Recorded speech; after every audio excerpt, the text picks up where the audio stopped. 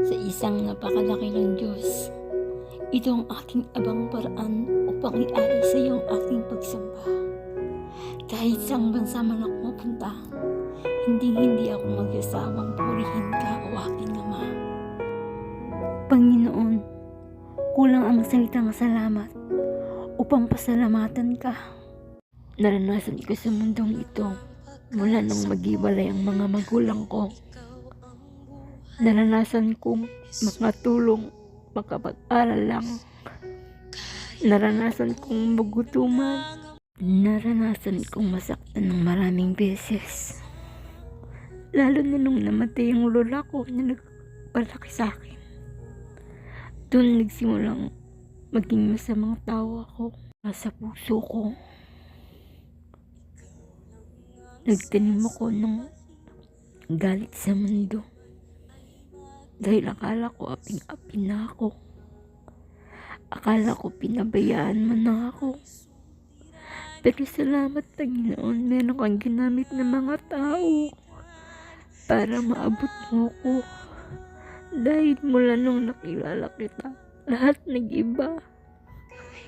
Lahat ng sakit nawala. Naghihilom yung sugat ng nakaraan. Binigyan mo ako ng kapayapaan, ng kasiyahan. Kasiyahan na hindi kailanman mapapantayan ng kayamanan.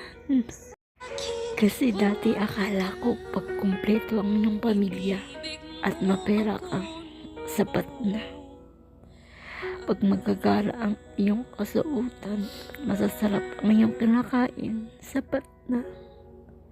Pero mula nung nakilala kita, doon ko na naman kung ano ba ang halaga.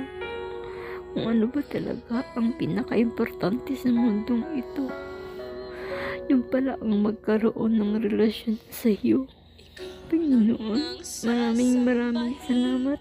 Kahit napakarami kong pagkukulang. Kahit na hindi na ako nakakapag-church, patuloy mo pa rin akong inaabot. Pinaparamdam mo na hindi ako nag-iisa. Kahit napakalayo ko na. Alam ko, lagi kitang kasama. Panginoon, magpapagamit ako sa iyo para marami pa akong mabot ng mga tao. Dahil alam ko totoo ang impyerno.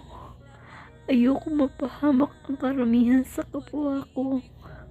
Kaya Panginoon, kung pahintubutan mo ako, gamitin mo ko. Hanggat ako'y may hininga, ako ay sasamba at magpupuri sa nag-iisang Diyos.